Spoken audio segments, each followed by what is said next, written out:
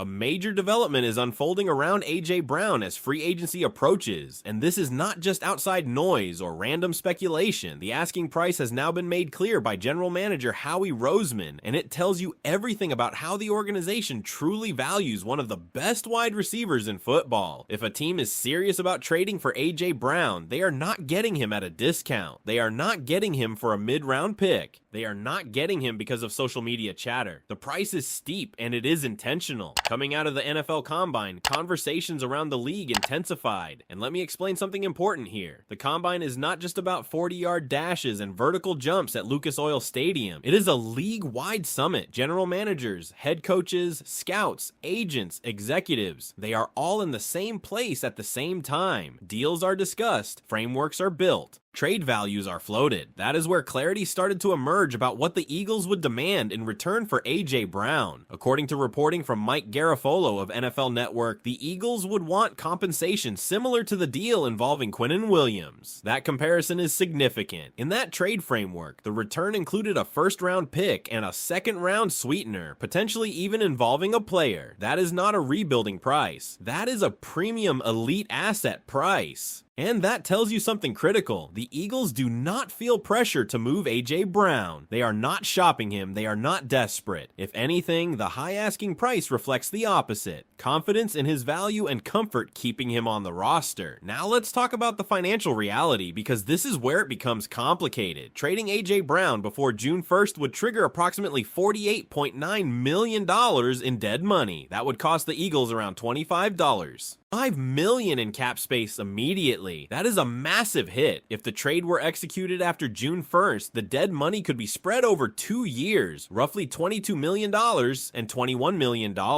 That softens the blow, but it is still significant. Outright cutting him would be even more extreme, over $53 million in dead money, which makes that scenario unrealistic, so any trade discussion has to balance value received with cap implications. Yes, moving him could create future flexibility down the road, especially with extensions looming for players like Jordan Davis and Jalen Carter. But in the short term, the cap hit is real and painful. Now, here is where the narrative outside the building does not match the reality inside the building. There is a perception among some fans and on social media that A.J. Brown is difficult or that there is tension everywhere. But internally, the message has been very different. Staffers and people connected to the organization have gone out of their way to defend him. Former scout and current analyst John Middlecoff made it clear that A.J. Brown is well liked inside the organization. That matters. You do not become a multi-time All-Pro without relentless work ethic. Teammates see that. Coaches see that. Executives see that. That respect carries weight when front offices evaluate big decisions. Even respected Eagles reporter Zach Berman noted that the situation is not one brimming with animosity. In fact, staff members have reportedly pushed back on how AJ has been portrayed publicly. That is important context. This is not a locker room revolt situation. This is not a toxic environment narrative. Yes, there have been questions about his relationship with quarterback Jalen Hurts. That storyline has lingered, but publicly, Hurts stated that their relationship is in a good place. And unless something dramatic changes behind closed doors, the organization is preparing for 2026 as if A.J. Brown is part of the offense under new offensive coordinator Sean Mannion. Now here is the football question that you have to wrestle with. Would trading A.J. Brown make this team better in 2026? On the surface, no. He is an elite receiver. He changes coverages. He dictates defensive game plans. He opens space for everyone else. But if another team offers a first-round pick, a second-round pick, and possibly a player, then it becomes a philosophical debate. Do you take multiple cost-controlled assets? Do you reset financially in future seasons? Do you trust your ability to draft and develop? That is the tension in this story. It is not about wanting him gone. It is about understanding asset management in a Super Bowl window. So now I'm putting this directly to you. If you are sitting in the chair of Howie Roseman and another team offers a first-round pick and a second-round pick for A.J. Brown, are you accepting that deal or declining it? If you're accepting that deal, you're betting on long-term roster flexibility and trusting the front office to hit on premium draft capital. If you're declining it, you're saying the Super Bowl window is right now, and you don't subtract elite talent from an offense that already struggled with consistency last season. And that's where this conversation becomes even more layered, because if the Eagles were to seriously entertain moving A.J. Brown, they would need a contingency plan. You cannot just remove a player of that caliber and hope things work themselves out. You need a strategy in the draft, in free agency, or via trade to stabilize the wide receiver room immediately. Let's start with the draft. This upcoming class is widely viewed as deep at wide receiver. There are different body types, skill sets, and offensive fits available. Players like Jordan Tyson, Casey Conception, Omar Cooper Jr., Jeremy Bernard, Denzel Boston, Chris Brazzell, Chris Bell, Malachi Fields, Antonio Williams, and Elijah Sarrett each bring unique traits. Some can win on the outside with size and physicality. Others thrive in the slot with quick separation ability. The flexibility in this class would give Howie Roseman options depending on scheme fit and draft positioning. But here's the reality. Drafting a wide receiver does not guarantee immediate all-pro production. A.J. Brown is a proven top-tier NFL receiver. Rookies, even talented ones, take time to develop. So if you trade him, you are accepting short-term uncertainty in exchange for long-term potential value. Now let's examine potential trade targets around the league if the Eagles wanted a more experienced replacement. Brian Thomas Jr. in Jacksonville was mentioned as a player who had some frustration last season. Marvin Harrison Jr., despite immense expectations entering the league, has yet to fully put it together at the NFL level. DJ Moore has been productive, but could depend on his team's direction. Michael Pittman has been discussed as someone Indianapolis could consider moving depending on their cap outlook. Keon Coleman has talent, but has drawn concerns about consistency. Each of those names carries risk. None are A.J. Brown. That's the key point. You would not be swapping elite for elite in a clean exchange. You would likely be taking on projection or hoping for a change of scenery boost. In free agency, the market is even thinner. Alec Pierce stands out statistically because of his explosiveness and ability to stretch the field, leading the league in yards per catch in back-to-back seasons. He offers size, speed, and vertical threat ability, but again, he is not A.J. Brown. He fills a different role. So when you zoom out, this becomes a philosophical crossroads for the franchise. The Eagles spent heavily on offense. They have looming extensions on defense. They are balancing cash flow and future cap flexibility. At the same time, they are still positioned to compete at a high level if the offense rebounds under new leadership. Internally, there is respect for A.J. Brown. That's been emphasized repeatedly. The perception outside the building may paint drama, but those within the organization have reportedly vouched for his presence and professionalism. That disconnect is important. Front offices make decisions based on internal evaluations, not social media narratives. And here's another factor: leverage. By setting a price similar to a Quinnen Williams type return, first rounder plus significant sweetener, Howie Roseman signals to the league that there is no rush, no panic, and no discount. If someone wants to pry away one of the best receivers in football, they are going to pay a premium. So what does this ultimately tell us? It tells us the Eagles are doing what smart organizations do, exploring every possibility without committing to any prematurely. They will always listen. They will always measure value. But listening does not mean acting. Right now, the most realistic scenario remains A.J. Brown staying in Philadelphia. The cap implications are heavy. The talent gap would be difficult to replace, and the internal sentiment does not suggest a fractured relationship demanding immediate separation. But if an offer comes in that is simply too strong to ignore, then this becomes one of the defining decisions of this era of Eagles football. So I'll leave you with this. If that blockbuster call comes in and the offer on the table is a first-round pick, a second-round pick, and maybe even more, do you prioritize elite, proven production today, or do you pivot toward draft capital and long-term flexibility tomorrow? Let me know your take, and we'll keep breaking this down as it develops. And this is where the pressure really shifts to the front office. Because if a blockbuster offer never materializes, then all of this becomes background noise, and A.J. Brown lines up week 1 as the focal point of the offense. But if that call does come, and it's aggressive, then the Eagles have to make a franchise-shaping choice in real time. Think about what that means for the locker room. Trading a player of A.J. Brown's stature sends a message. It tells veterans that no one is untouchable if the value is right. It tells younger players that this is a business first. At the same time, it could also reinforce belief in the front office's long-term vision if the return strengthens multiple areas of the roster. From a schematic standpoint, removing AJ would force a philosophical adjustment offensively. He is not just a stat producer. He dictates coverages. He forces safeties to shade. He creates single coverage opportunities for other receivers and opens space in the intermediate passing game. Defensive coordinators game plan specifically to limit limit his impact. That gravitational pull is hard to replicate. If he stays, the mission becomes clear. Maximize the window. Fix what went wrong last season. Improve situational play calling. Reestablish offensive rhythm. Lean into the chemistry that does exist between quarterback and receiver and build from there. The roster, even with flaws, remains competitive. If he goes, the strategy changes. You're likely drafting a receiver early. You're allocating resources differently. You're spreading touches around rather than funneling through one dominant presence. You're hoping the sum of the parts can approximate what one elite player provided. The financial piece still looms over everything. Dead money is not abstract. It directly impacts flexibility in free agency. It influences extension timing. It can delay other roster upgrades. So any trade would not be just about picks. It would be about cap modeling for the next several seasons. And here's something else to consider. The Eagles have consistently operated from a position of strength under this front office. They rarely move emotionally. They rarely react to outside narratives. If a move happens, it will be calculated. It will be layered with future implications already mapped out. That's why the high asking price matters so much. It acts as a filter. Only serious, aggressive teams with real assets would even engage at that level. It protects the Eagles from making a rush decision. It preserves leverage. But leverage only matters if someone meets the threshold. So as we look ahead to free agency and the draft, this remains one of the most fascinating storylines in the league. Not because a trade is inevitable, but because the possibility forces a deeper evaluation of team building philosophy. Do you double down on elite top-end talent, or do you redistribute value across the roster? This decision, if it ever reaches the finish line, will define more than just one season. It will shape the identity of the offense and potentially the trajectory of the franchise for years. Now I want to hear from you again. After everything we've laid out, the price tag, the cap hit, the internal respect for AJ, the draft depth, the trade alternatives, has your opinion changed? Are you firmly keeping him, or are you tempted by the potential haul? There's also the psychological component that fans can't ignore. When a player of that magnitude is even mentioned in trade discussions, it creates uncertainty. It sparks debates in the locker room, in the fan base, and across the league. Even if nothing happens, the mere existence of those conversations forces everyone to evaluate where the team truly stands. Because let's be honest, this isn't happening in a vacuum. The offense did not meet expectations last season. There were stretches where rhythm disappeared. There were moments where the passing attack looked disconnected. When that happens, people start looking for reasons. They start questioning chemistry. They start analyzing body language. And when a star player shows visible frustration on the sideline, it gets amplified. But frustration and dysfunction are not the same thing.